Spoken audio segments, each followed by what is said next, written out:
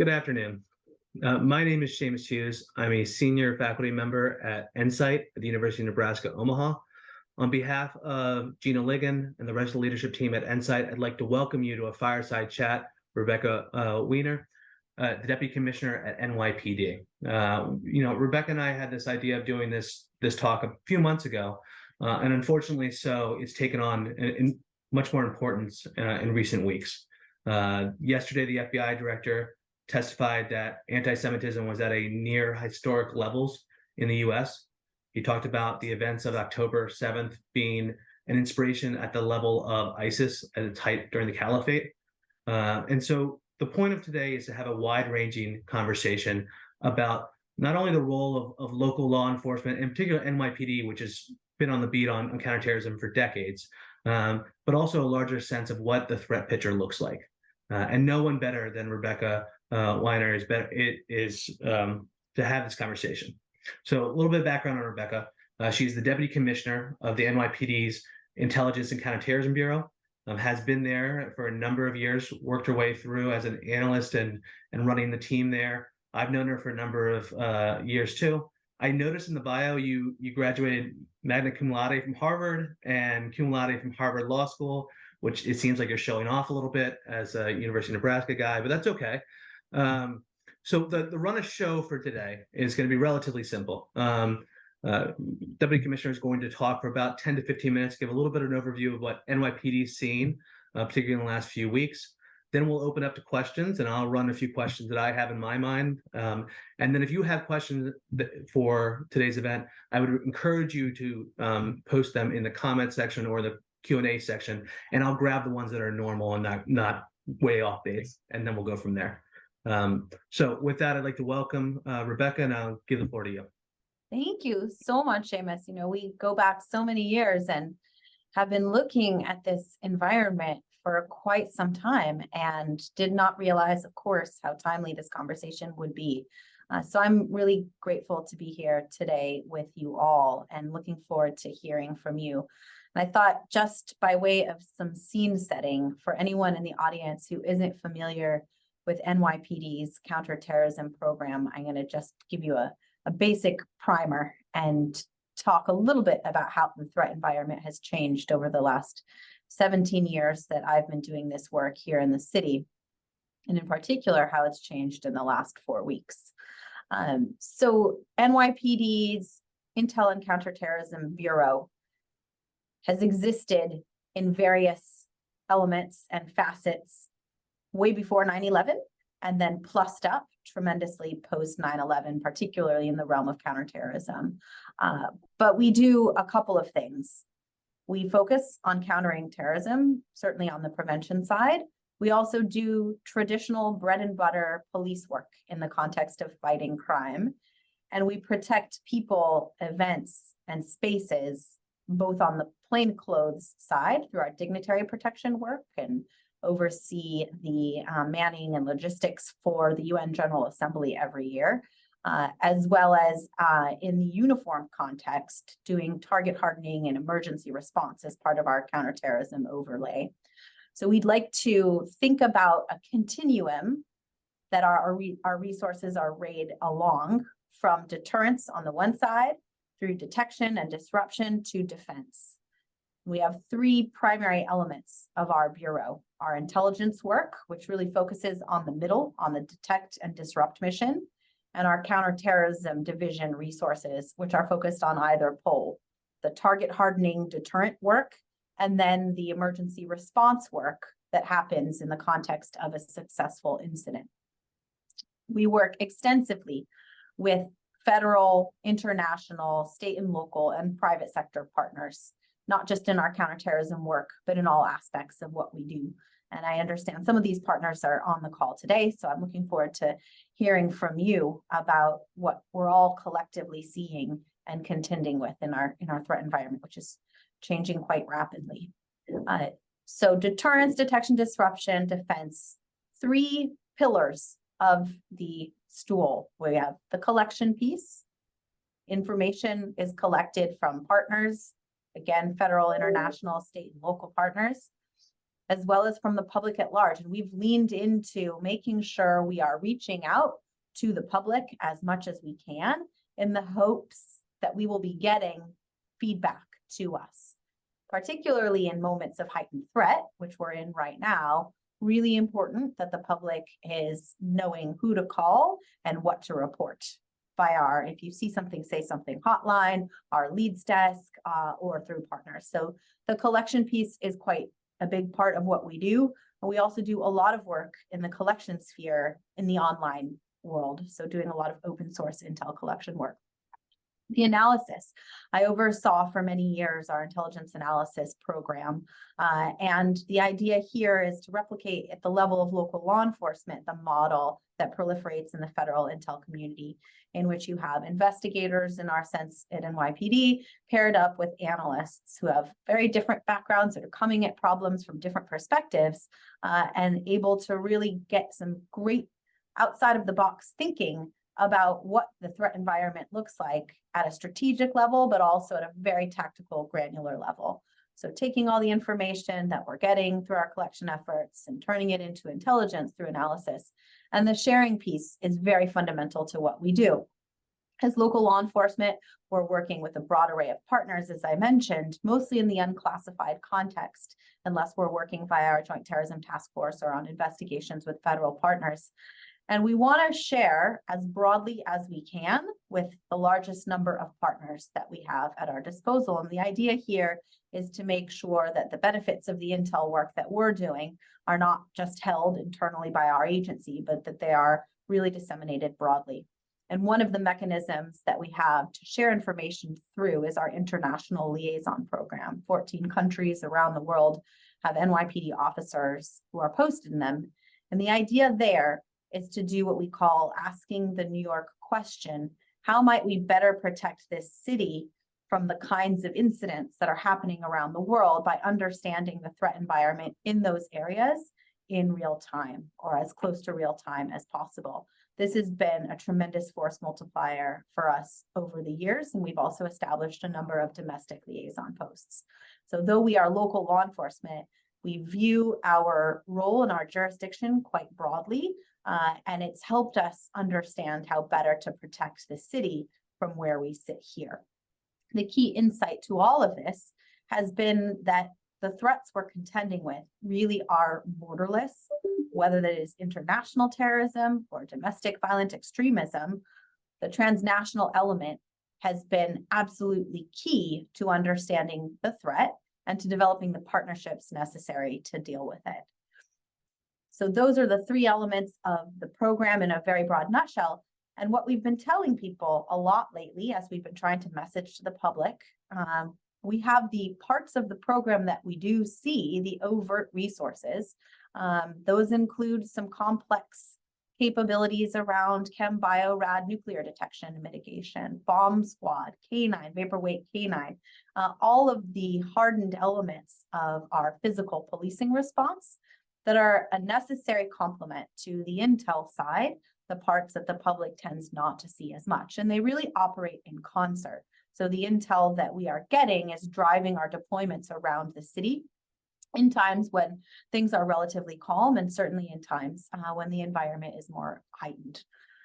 Over the last 17 years that I've worked in this department, we've had some 56 plots against the city dating back to 9/11.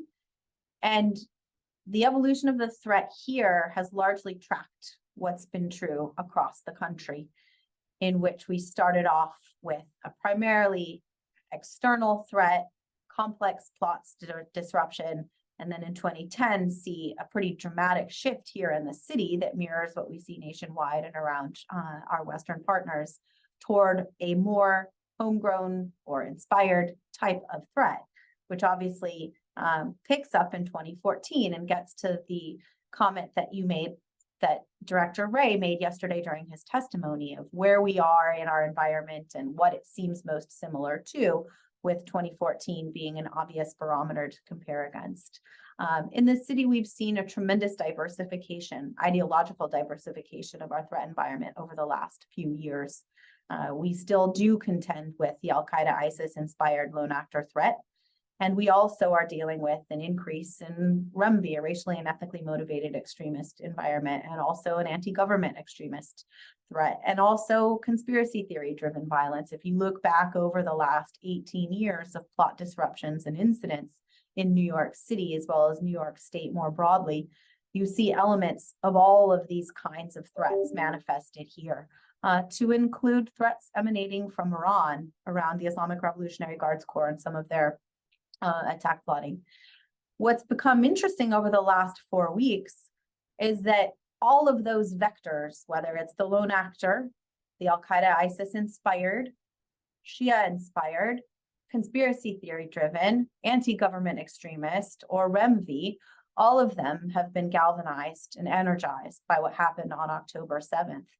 And so we see a coalescence of this quite broad diversity around Jewish interest, Israeli interest, and now US interests. Certainly worldwide, as everybody probably on this call has been tracking, but that's the kind of input that we're looking very closely at within New York City. We've had a robust pattern of protests on all sides over the last 3.5 weeks here in the city. We've had about 120 or so protests, probably 80,000 people over the last few weeks. And the goal from a public safety perspective has been to make sure that people are allowed and encouraged to express their First Amendment rights, but in a way that's safe, that is nonviolent.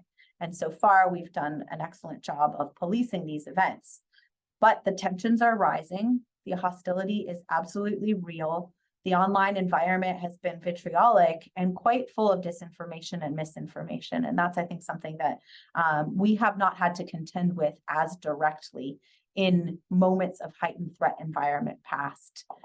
And this, for our folks who are responding to leads, whether it's our hate crimes unit, which is run out of our detective bureau, or our own leads unit, and our coordination with our federal partners on these kinds of threats that are being reported to us, it's been really important to be able to exonerate the misinformation pretty quickly and try to reassure the public that although there is a lot going on overseas, people's day-to-day lives in the city should not be impacted.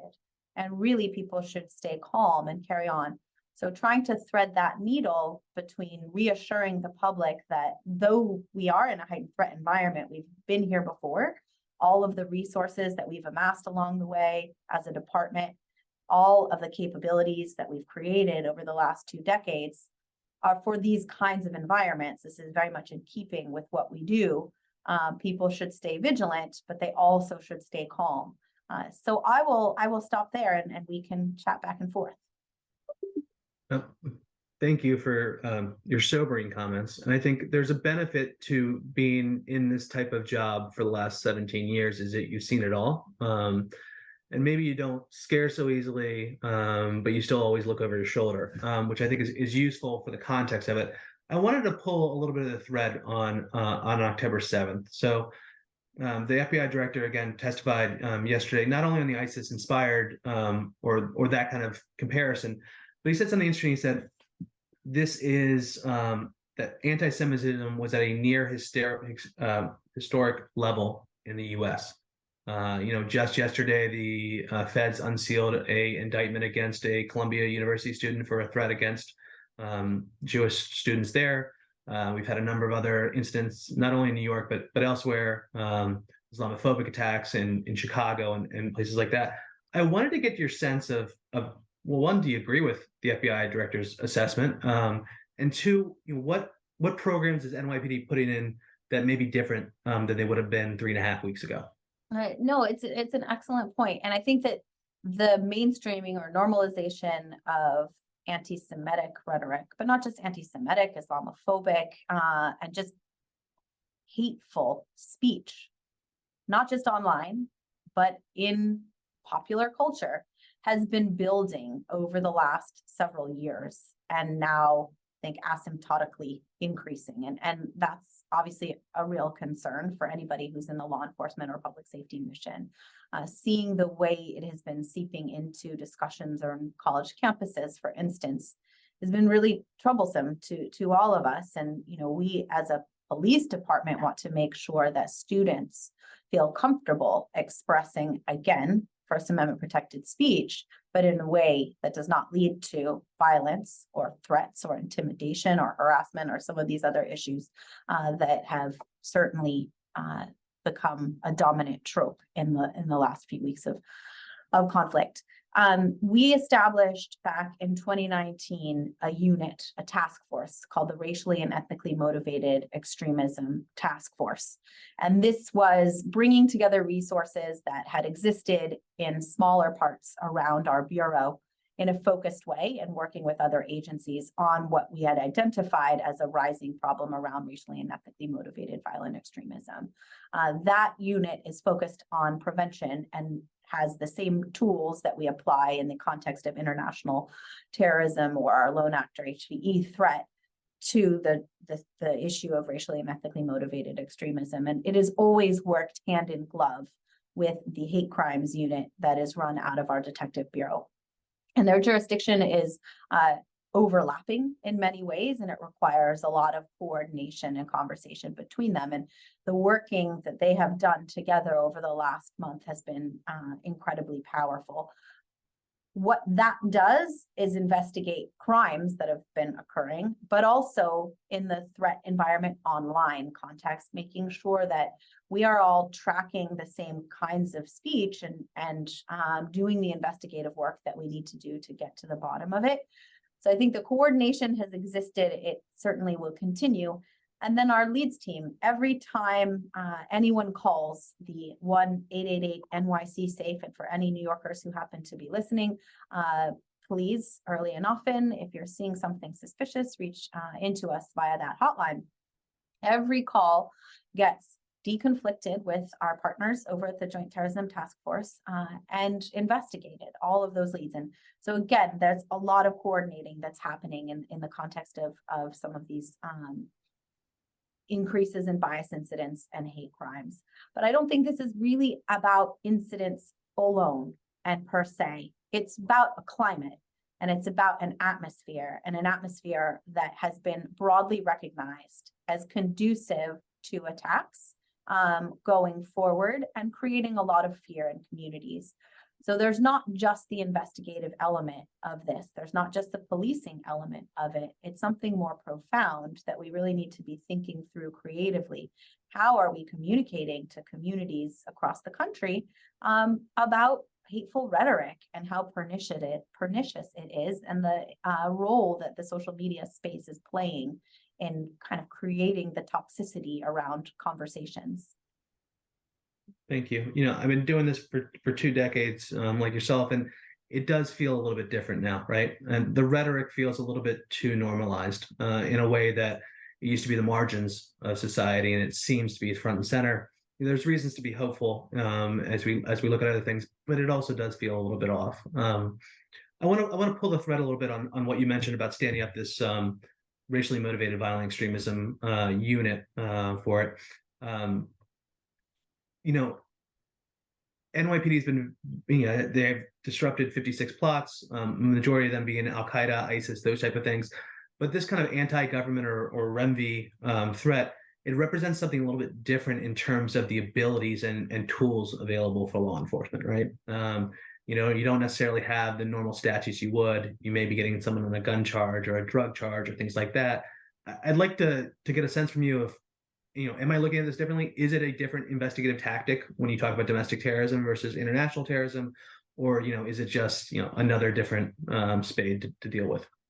I think one of the key insights that we've made over the years is that the machine that I was describing at the beginning of our chat, which involves collecting information and turning it into intelligence and disseminating it, that's ideologically agnostic. That works just as well in the context of countering, the HVEs that are inspired by ISIS and Al-Qaeda, as a REMV actor, frankly, as a conspiracy theory driven violent offender in the making, or a completely different issue involving criminal tactics that are being used across the city. It's ultimately the same toolkit. Now, there are differences, and the differences are not just, in terms of of the theory of how we're identifying the bad actors, but also what we're doing about it once we find them. New York State, and I know we've got some partners from the Manhattan District Attorney's Office on the line who we've partnered with over the years quite successfully on a number of terrorism cases. And New York State has an anti-terrorism statute, which also is ideologically agnostic and an incredibly potent tool for us in making sure that when we do identify and arrest individuals, we can prosecute them based on the actions that they were planning or have carried out, regardless of the ultimate ideology at play. Many states have similar statutes, and there's been a lot of discussion at the federal level of whether there needs to be an amendment in the suite of federal statutory authorities we have around the specific issue of racially and ethnically motivated violent extremism. At the local level, we've been able to solve that problem using a law that came into being in the immediate era post 9/11. I'm doing a research project for the next year for NCITE, looking at non-terrorism charges for terrorism suspects. So I want to talk a little bit about what you just said there, and want to get a sense of, when do you decide whether this should be a federal one versus a state level charge, right? You had some success with Abdullah al-Fazl at the state level cases. Anywhere else besides New York, the FBI will Bigfoot their way into it, but you guys are the 800-pound gorilla. You do the hard work of doing this work. You've got 14 folks around the world doing hard investigative stuff. When do you pull the trigger on a federal charge versus a state charge, and who makes that kind of call? I think in each case it is, and this is an unsatisfying but very lawyerly answer, it's very much case specific based on the facts at issue. And we'll make these decisions in concert with our partners, whether it's the FBI, the local prosecutors, federal prosecutors. So the facts will direct us toward the best outcome. And what we're really looking for is what's going to be the strongest case and what's going to protect the city and its constituents the best. And that really does depend. And as a result, we've developed excellent working relationships with a broad array of partners. And, sometimes it's not us, right? Sometimes it's FBI working directly with local prosecutors. Sometimes we'll work directly with federal prosecutors. All of these working relationships that, unfortunately, in the context of New York City, we've just had a lot of reps to develop the relationships and the capabilities. And we have, as you mentioned at the outset, seen a lot of different issues. So we have cut our teeth on threats as they've changed over time. And we are going to continue to be probably seeing the limits of how the threat environment is going to direct us into these dispositions. That was a very good answer, and a lawyerly answer for someone who has a cum laude from Harvard Law too. So mazel tov on that. So let's talk a little bit about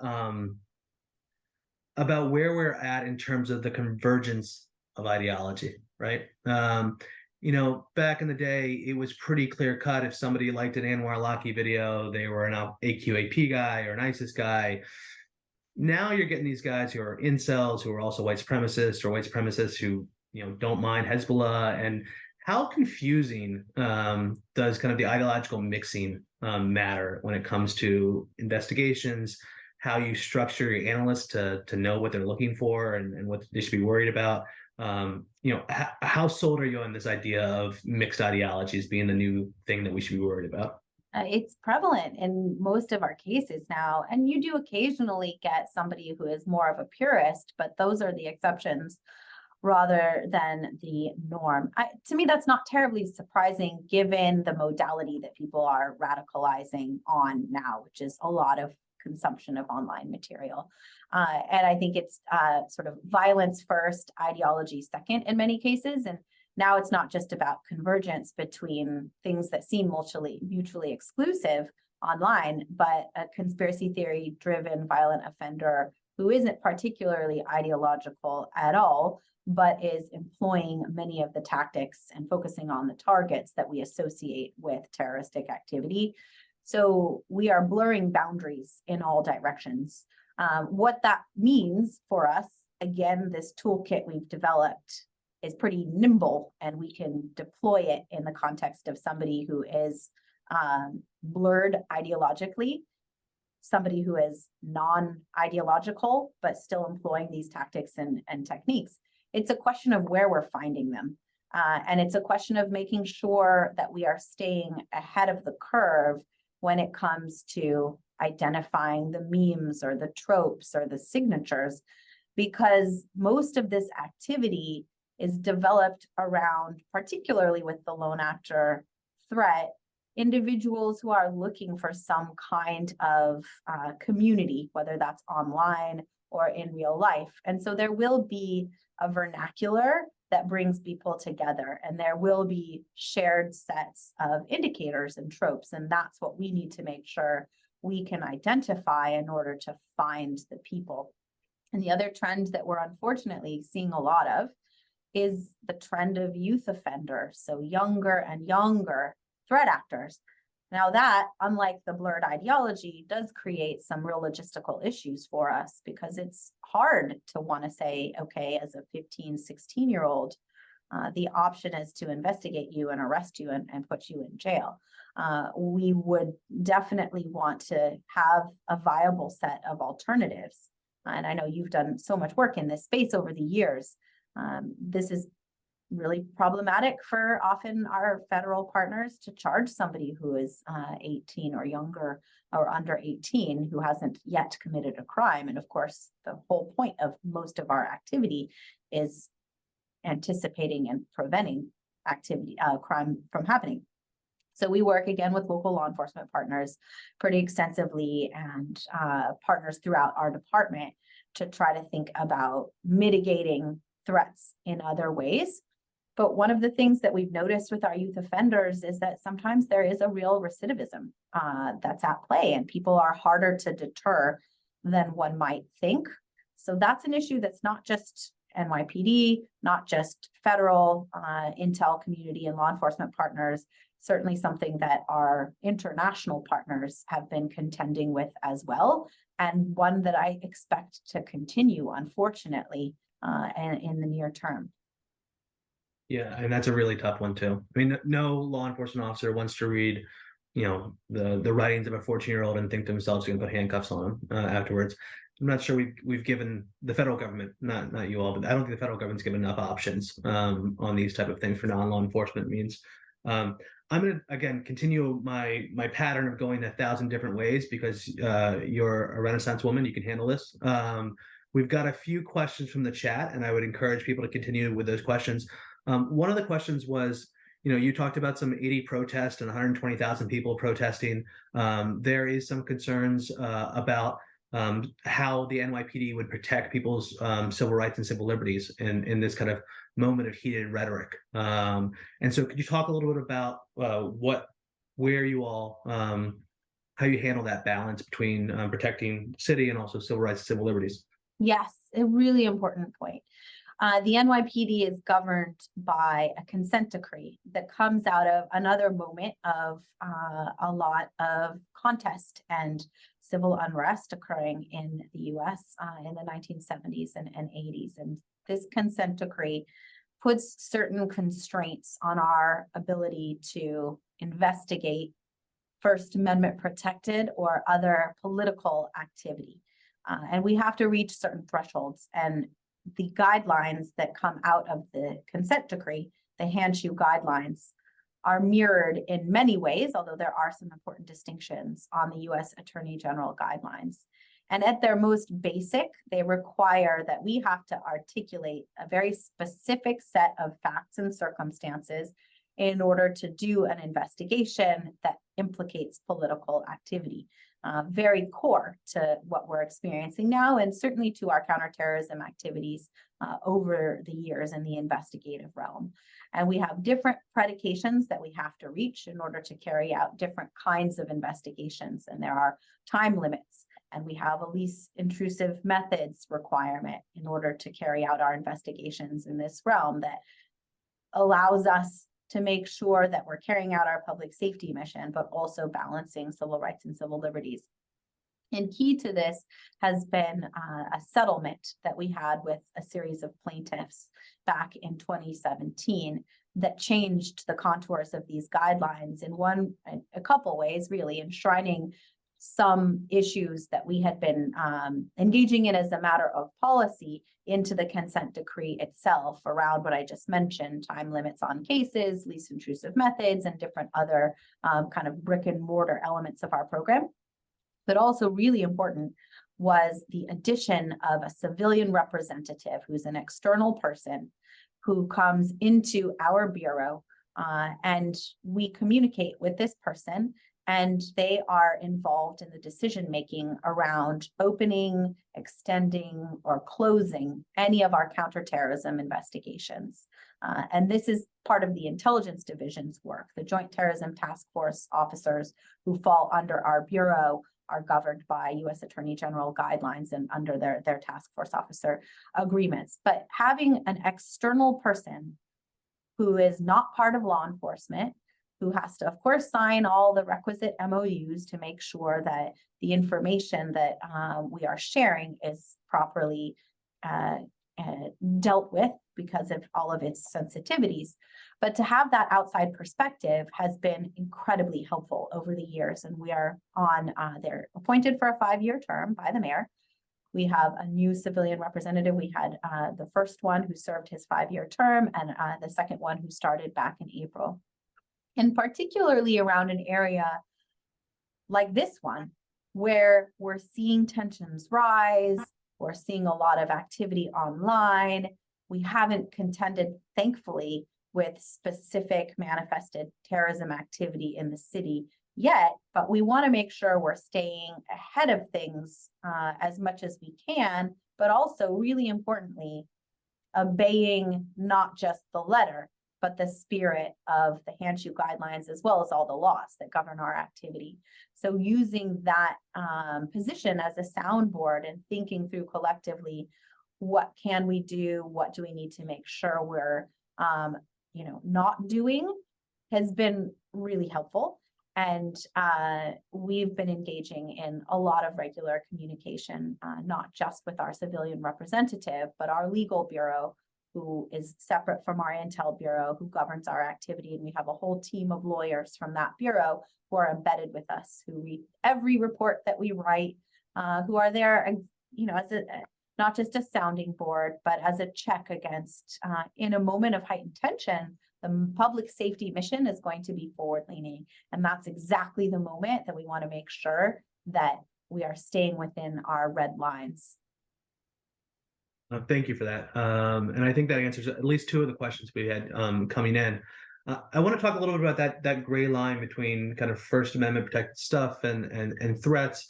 I think back, my colleague Pete Seamus at Chapman University and I did a study for the last year looking at arrests at the federal level for threats against public officials.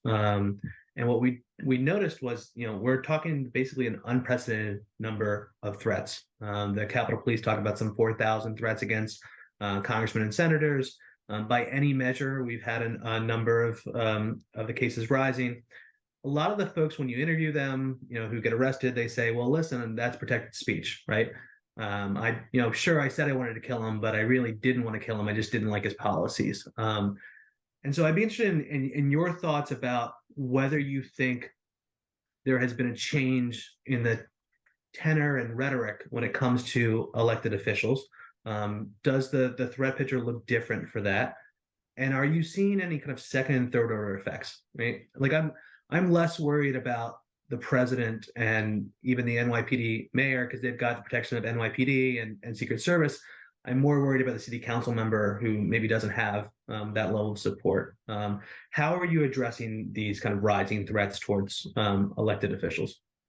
First, a shout out to the director of intel over at Capitol Police. It was an NYPD alum, and we love to spread our network broadly in this domain. And I think this is one element of a larger issue of threats against institutions more broadly. So it's going to be elected officials at all levels, federal, state, local. And you're right, there are some who are very well protected from a force protection standpoint, and others who are not at all. And then this is threats against law enforcement, against other government officials who are not elected. And coming out of the pandemic, we see a real sharp uptick in threats against institutional leaders broadly and widespread distrust of, concern with, and against violence toward institutions. So this has been a bit of a reckoning that the public is having with institutions. And, it's been in government, it's been science, it's been around polarizing issues of, vaccination campaigns in the context of the pandemic or culture wars issues. So it's part of a larger pattern of activity. It's really troublesome. It certainly is different from what we saw in the first, 14 years that I worked in this world and in the department. And creates a lot of conversation around how do you protect all of these people, and do we have the resources? I think there's another story to be told about how are we going to be regaining trust in our institutions. And as we are looking at an election season that is going to be volatile with everything else that's happening around the world, we really need to be cautious. And I think technology is also playing a big role in this. It's not just social media, which we've talked about, and certainly that's a bit tired of a theme in the counterterrorism conversation around what's driving some of this radicalization to violence. But now you have another set of vectors of technology, in particularly around generative AI and the amount of inauthentic content that is being created in the realm of imagery as well as words. And we're seeing some of the repercussions of that in driving lack of trust in institutions, in driving threats against government officials that will probably accelerate rather than diminish in the months to come as we get toward our election next year. I think this is a problem that we are going to be really grappling with for some time, which is the overlap of generative AI and distrust in institutions and threats against government officials at all levels. Thank you. I want to shift to what I call the wonky nerd part of me. That wasn't wonky enough. No, I think that was perfect. I'm excited about this question, mostly because I have a lot of organizational psychologists that are on the call. Don't get nervous, I promise. You started at NYPD, I think in 2006 or 7 timeframe. You've been there quite a while, a number of different positions. I think now you command personnel of 1,500 people, from analysts to intel officers to you name it, all under you. What have you learned, running that size of an organization? I know it's only been a little bit, but also, how are you thinking about kind of reorganizing or redesigning some things that we've done in the past when it comes to CT Bureau? We are a paramilitary organization. As anyone who's familiar with NYPD, it tends to be quite hierarchical. I, as a human, am not at all hierarchical, and I think that's a really key element of making a system like this one work together, which is that we have a tremendous amount of expertise and also incredible variety of expertise and backgrounds of the men and women who work in our bureau, and certainly across the department as well. That's a huge source of pride and inspiration from me. And I think one of the things that NYPD has done, which I think is extraordinary, is recruit a tremendously diverse body of people into its arena. This is true on the civilian side as well as on the uniform side. Dozens of native language speakers from all over the world working in the policing context as well as in civilian analytic roles. And the power of that diversity of background, but also of thought and of approach to problems is pretty formidable. So recognizing that and welcoming people with different perspectives into conversations and doing a little bit of boundary pushing on, are we thinking about things in as creative a way as we need to be, listening to the folks who have been at this for a long time and just have an extraordinary domain knowledge of what's happening on the streets, and making sure that we are not overlooking the people who have the kind of left field approach to solving a problem. One tends to do that in the context of a paramilitary organization where people are quite used to taking direction from top and maybe not challenging authority. So some of the challenges to authority that are maladaptive outside of this department, we do encourage people to say, no, here's a different way of looking at things internally. And I think that's absolutely vital. In terms of reorganizing, so we've been reorganized on a number of recent occasions. We recently merged some of our capabilities into one. As I mentioned, our Intelligence Bureau and Counterterrorism Bureau used to be separate. They now are combined into one. And I think really the thing is making sure that we are keeping up with evolving threats. So some of what we're looking at is less bureaucratic reorganization and more of, should we change the cities that our international footprint is located in, mindful that we're dealing with other crises now that we weren't dealing with 5-10 years ago. And, a couple come to mind. We're dealing in the city with a humanitarian crisis related to migrant inflows. And do we understand the transnational criminal organizational footprint that is impacting New York City's safety in that realm well enough? No, we don't. So maybe we need to establish a presence in Central or South America to help us understand that better. Or how fentanyl is getting onto our streets from overseas. Do we get enough granular visibility, not just at the level of individuals who are making pills in their apartments, but how the precursors are getting here and coordinating with federal partners in that domain. I think that we tend to be responsive to the evolution of the threat in terms of how we programmatically shift, more than thinking through, okay, you have new leadership and therefore you make institutional change, if that makes sense. No, absolutely.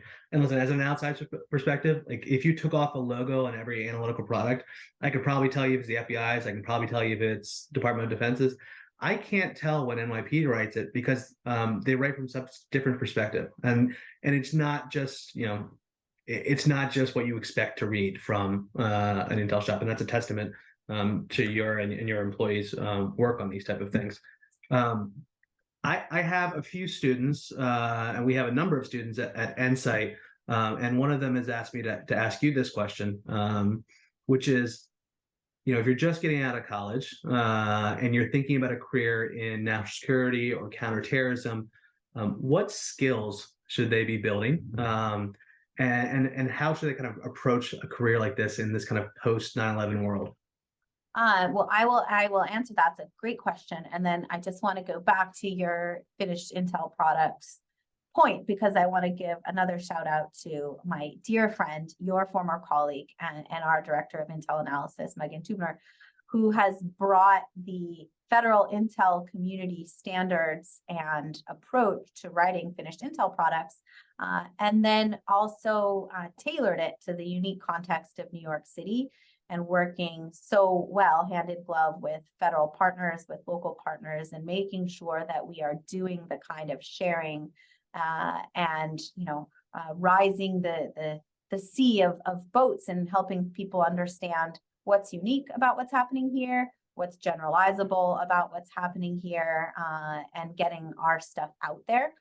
So kudos to her for that, and thanks for the compliment in that domain. And in terms of getting into this field, counterterrorism, when we all came into this field, it was definitely the bright, shiny object. And then over the last few years, it hasn't been. There's been competing priorities. There's been Russia's war in Ukraine. There's been China in New York City context. There's been rising crime.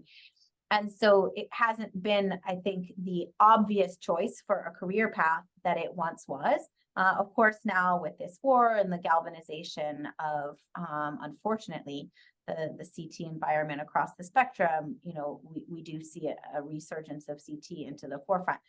But I think what really people need, and I tell this, I teach up at Columbia at SIPA, whenever I have students who are interested in going in the field, there's a couple things that you need to do this work well. The first one is listen to people and enjoy working in a team context. And that's really the most important because all of these agencies involve people who have very different experiences, backgrounds, and skill sets.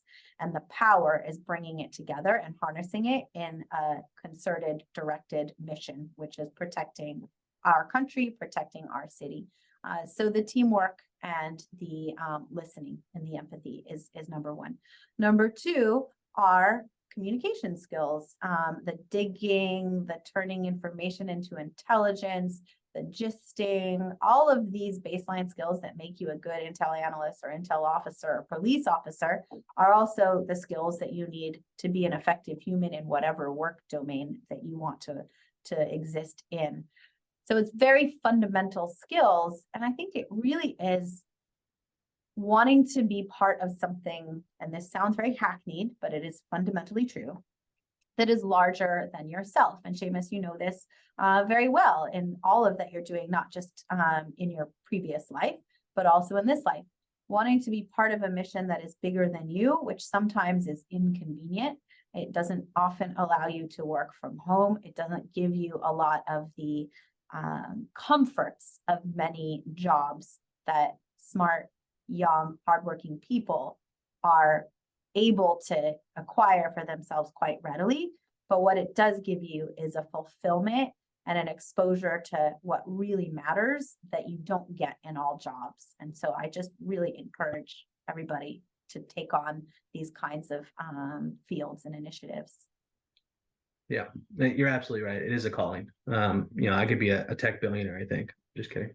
I have two more questions, and I know you've got 1,000 different things going on right now, so I really appreciate all of your time. I have a question about for my colleague Sam Hunter. What are we seeing in terms of terrorists and extremists using new and adaptive technology? Has anything kind of popped up that you didn't expect? I think that the generative AI issue is really interesting. And for anybody who did not read the article in the New York Times over the weekend about how AI has changed some of the conversation around the war in Israel and Hamas, it's quite interesting. And the point it makes is that, yes, there is some generative AI that we have seen in terms of imagery in particular, but not just imagery floating around related to the war. And we expect that, but the specter of AI-generated imagery has done, and this goes back to our conversation about threats against elected officials, has just inserted a really insidious level of doubt and mistrust into the public's consumption of artifacts related to the war. So people don't trust what they're seeing and what they're reading, no matter whether it is or isn't AI generated. And so technology, which certainly can be used and will be used for many efficiencies related to the national security and public safety missions, to be sure, has compounded the problem that we're having writ large around, do we trust what we're hearing and what we're being told, whether it's from government officials, whether it's from law enforcement, whether it's from scientists, whether it's from any other embodiment of institutions. Do we trust it or do we not? So as a driver of distrust and an enabler of polarization, the tools as they change just kind of compound the problem. But that's the one where I see the most impact already. Great. I agree with you, and I think it's mildly terrifying to keep up on the curve of that. So we have a question in the chat, and this may be too operational in nature, so I'll let you take a pass if you want to. But there is traditionally Hamas's support in the U.S. has been largely the fundraising variety, right? Charity raising, that type of thing, money sent back over, with the occasional plot here and there. Kind of reminds me a lot of Hezbollah, again, with the occasional plot, concerning plot, but an occasional plot here and there. Are you noticing a different shift in that? Are we talking about more traditional homegrown terrorist plots here, or do you anticipate a shift like that? And again, you can take a flyer if you need to, but I just want to ask the questions in the chat on this one.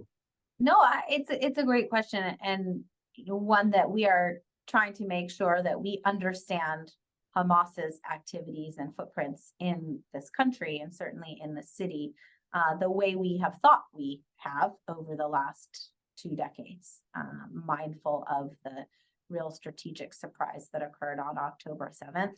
I don't know how much it frankly matters right now whether an individual is aligning themselves with one particular group over another. As you just described, we see a lot of blending and blurring.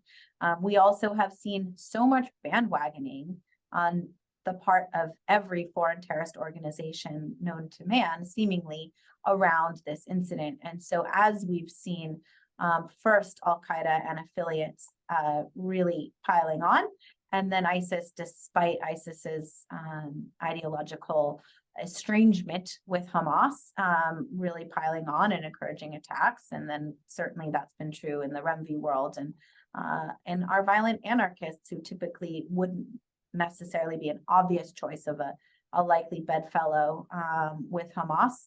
So, there's so much solidarity now, and Shia extremist groups in the region as well.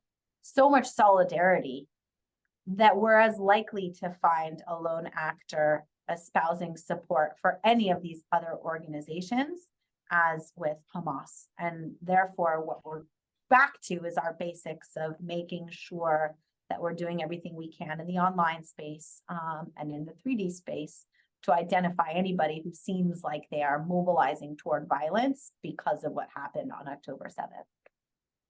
Yeah. And everything that's happened since.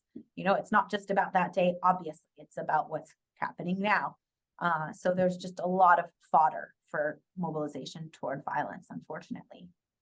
Yeah, you're absolutely right. I mean, this kind of island of misfit toys of extremists, this coalition of the willing extremists who are all kind of coalescing around this one moment. And, in many ways, anti-Semitism is connective glue for kind of a lot of these groups, right? Yeah. So that is concerning. I have one final question for you, which is, you and I did a public talk, I don't know, 5 or 6 years ago, and I remember this distinctly. I asked you, what should we be worried about? And you said, I'm really worried about kind of these blended ideologies. And you were in front of the FBI, Department of Homeland Security, you name it, 12 months before anybody else.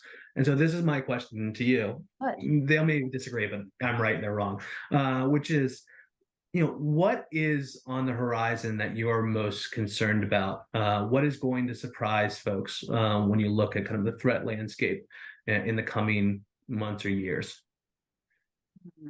Oh my gosh.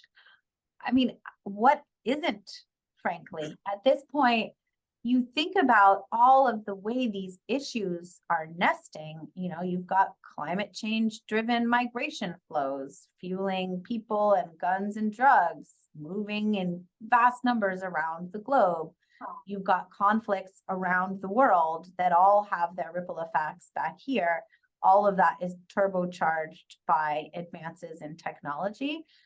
So, our plate is quite full. I think that the biggest concern I have is that we are overloaded with inputs and we can no longer distinguish signal from noise. And part of the lesson that I think we're going to be learning in the months and years to come around October 7th relates to how we are, as public safety officials, as law enforcement, as intel, engaging with technology and all of the necessary efficiencies that technology is creating for us: use of cameras, use of drones, use of automation, use of digital collection, whether it's from the intel side or evidence side. If there aren't enough humans on the other end of those technological inputs, we're going to be missing stuff, given the just sheer heterogeneity of the kinds of threats we're facing. So really, it's what on earth isn't going to be the next generation threat. Yeah. Well, let me end on a hopeful note, which is I am hopeful because of these conversations, right? And the fact that the NYPD is willing to have a public discussion. I think all things considered, I think I asked 23 questions ranging from, threats to public officials to organizational psychology to civil rights and civil liberties. And you handle them with depth and transparency. So I do appreciate that. And so I want to, for everyone online, please join me in thanking the Deputy Commissioner for spending an hour of her time with us talking about this kind of far-reaching area. I would encourage everyone to sign up to our events at NCITE's website.